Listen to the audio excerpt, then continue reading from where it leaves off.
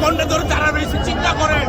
মানে ভাত ভাই হাতের যে এত দাম ভাই, এই জায়গায় না আসলে বুঝতেই পারতাম না। চিন্তা করেন 1000 না 2000 না 2500 লোকের আয়োজন, লোক হয়েছে ভাই মনে হয় 5000।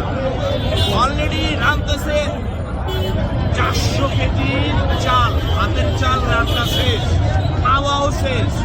এখন গরুর মাংস ভাই একটা পুরা কি বলে একটা আস্তা গরু 2টা খাসি, তবে যতক্ষণ গরুর মাংস এবং খাসি আসবে ততক্ষণ ভাত রান্না হবে ইনশাআল্লাহ।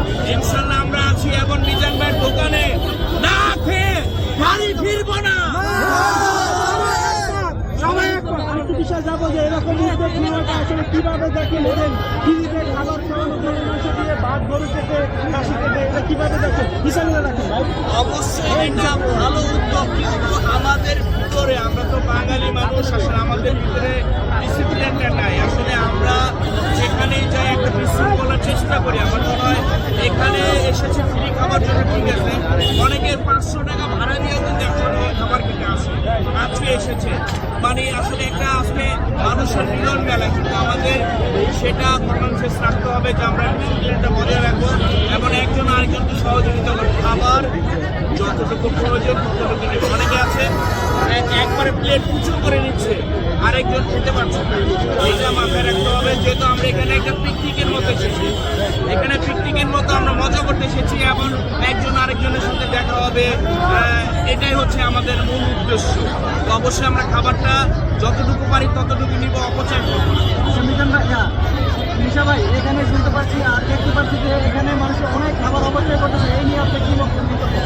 ভাই আমি সেটাই তো বললাম যে আমাদের ডিসিপ্লিন একটা রাখতে হবে। আমাদের যে আমরা যে বাঙালি, মানুষে বলে যে বাঙালি হচ্ছে কাঙালি, এটা আমাদের প্রকাশ করা যাবে না যে ফ্রি খেতে এসে খাবার নষ্ট করলাম, একজন আরেকজন সাথে ঝগড়া করলাম, মারামারি করলাম, এটা করা যাবে না। তাহলে কি হবে, যারা উদ্যোগ নিয়েছে এই খাবারের জন্য তারা ফিরে যাবে যে আমি খাওয়াই যাই স্যার, বদনাম খাওয়াবো না।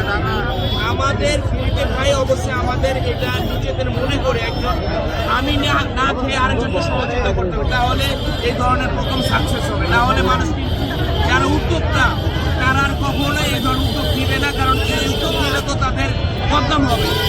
যে কারণে আমাদের এটা সবাইকে নিজের মনে করে এই কাজটা করতে হবে, ডিসিপ্লিন বজায় রাখতে হবে।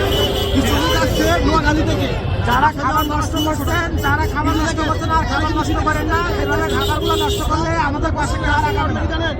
শুধু মিজান ভাইয়ের হাতের মুখে, এটার জন্য এই খাবারটা কিরকম আপনি কোথা থেকে আসছেন ভাইয়া?